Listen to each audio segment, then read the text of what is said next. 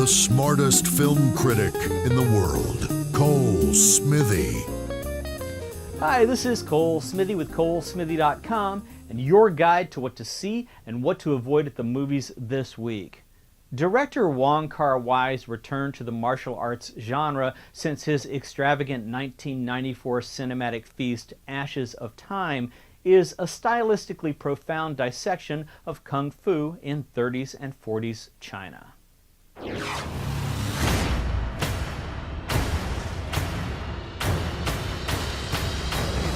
That the film's iconic subject is the martial arts Grandmaster Ip Man, famous for instructing Bruce Lee in the Wing Chun style that served as the foundation for Lee's personalized Jeet Kune Do style, allows for a steely thread of nationalistic propaganda to run through the film.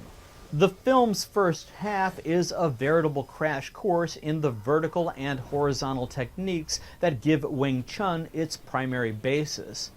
Legendary fight choreographer Yuen Wu-ping creates epic physical battles that match Wong Kar-wai's operatic narrative approach. Each fight carries significant thematic information that moves the story forward. The film's opening fight sequence, set on a rainy night and involving a group of attackers, pedals between glorious slow-motion events that elevate the action to a microcosm of nature's unavoidable intent.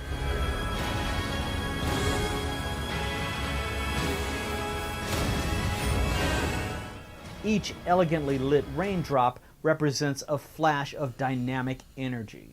Wong Kar-wai's recurrent leading actor, Tony Cheung Lu Wai, embodies the physically demanding role of Ip Man, for which the actor spent 3 years of martial arts training to prepare for.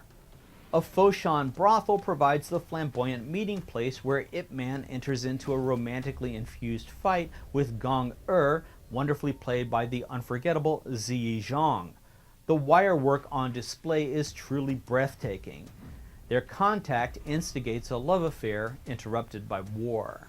Arriving amid a flurry of Ip Man-related films, The Grandmaster is a celebration of Kung Fu as much as it is a salute to one of its most beloved Grandmasters.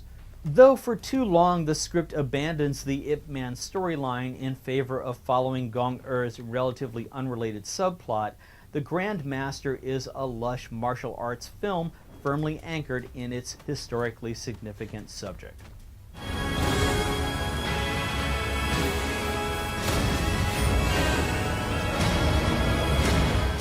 Part biopic, part action film, part romance novel, and part political diatribe, the film never forgets its purpose to entertain. The effect is elating. I give this good martial arts picture a B. Okay, I'm gonna post this. When you get home, be sure to like it. I never fit in with those moms. When they don't work. You don't work either. If Jill Soloway's kooky but sexy romantic comedy is any kind of bellwether about the future of mainstream cinema, then expect to see Hollywood actors having real sex on screen within the next 5 years. How's Jeff? Still no sex. Lost count. 6 months? Oh, it's a long time. I feel like there's a lot of couples that go through dry spells. Not healthy couple. Ribald and infused with a post-mumblecore sensibility about how young, read clueless, married couples behave, Afternoon Delight is a custom-made story about reviving romance after the shine has worn off. An eyes-open orgasm is the super objective.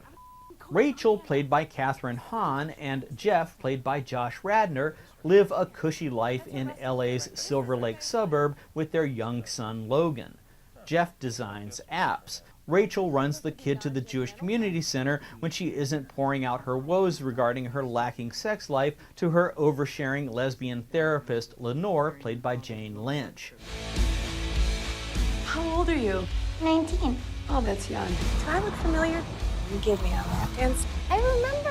A humanitarian who also happens to be a poor judge of character, Rachel screws up big time when she invites McKenna, played by Juno Temple, a troubled dancer the couple recently met at a strip club, to stay with them. McKenna gives Rachel fair warning about what she's letting her family in for. McKenna announces, "My mom's a witch, a Wiccan kind of witch."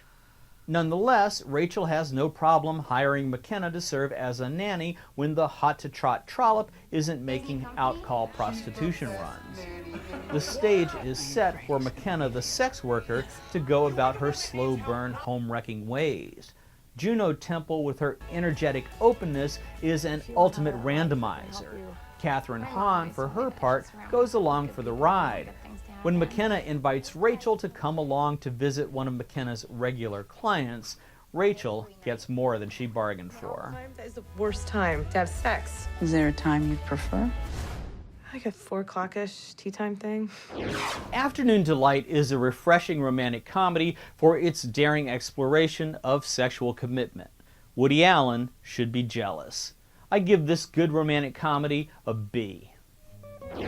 My sleeper pick is Salinger, and my guilty pleasure pick is Adore. My must-have DVDs are Highland Park from Cinedigm, Blancanieves from Cohen Media Group, and Ping Pong from Docurama. You got to seek till you find, or you'll never unwind. Leaving Las Vegas is a remarkably potent romantic drama that permanently altered the careers of many of the people involved in its creation. Someday you'll return. Come every day. The author of the book upon which it was based, John O'Brien, intended his novel about a recently divorced Hollywood movie exec who moves to Las Vegas to drink himself to death as an extended suicide note. Talk about method acting, O'Brien killed himself shortly after production on the film began. Director Mike Figgis received an Academy Award nomination for his impressive efforts. Nevertheless, for all the big expectations, Figgis was never able to make good on the promise that Leaving Las Vegas seemed to forecast. Perhaps the film's most obvious casualty was Nicolas Cage, whose fearless performance as the suicidal alcoholic Ben Sanderson won him a Best Actor Oscar. After pouring so much of himself into creating a dead-end antagonist with a twinkle of romantic humanity left in him, Cage made an abrupt turn toward Hollywood blockbuster fare with The Rock in 1996 and never looked back. Cage appears to have forever abandoned such intricate characters in favor of a ready-made movie star approach to every role he played since. Elizabeth Shue received a much-deserved Oscar nomination for her confident portrayal of a prostitute named Sarah who falls in love with Ben in spite of, or because of, his self-destructive personality. She sees something in Ben that even he doesn't recognize. The film is interspersed with illuminating sequences of Sarah divulging candid aspects of her personal experiences to an unseen therapist. Shue's authoritative expression of her character's contrasting vulnerability and toughness takes your breath away. Like Cage, her commitment to her role is absolute. Filmed on Super 8mm film in order to allow the underfinanced Figgis to shoot fast and cheap, often shooting scenes in single takes to circumvent filming permits, Leaving Las Vegas has the greasy look of a documentary that mirrors Ben's spiraling binge. Ben's glassy, bloodshot eyes penetrate the screen with a Valhalla shout at society about his hopelessness. As much as Ben appreciates the love and affection that Sarah thanklessly bestows on him, his prerequisite for their relationship is that she not attempt to impede his drinking in any way. When Sarah gives him a flask as a gift, Ben knows he's with the right girl. Mike Figgis never misleads the audience about where the story is headed. We know that Ben will succeed in his stated mission to kill himself via hundreds of bottles of various kinds of booze. He knows what he wants, and nothing will stop him from attaining it. After Sarah invites him to leave his Fleabag hotel, appropriately named The Hole You're In, to come live with her, Ben leaves his clothes behind so he can fill his suitcase with bottles of liquor. The facts uncomfortably clear. The surprising redemptive effect that Figgis achieves at the film's culmination arrives with a bittersweet act of physical kindness that only Sarah can provide. Thanks for watching, and visit colesmithy.com for more.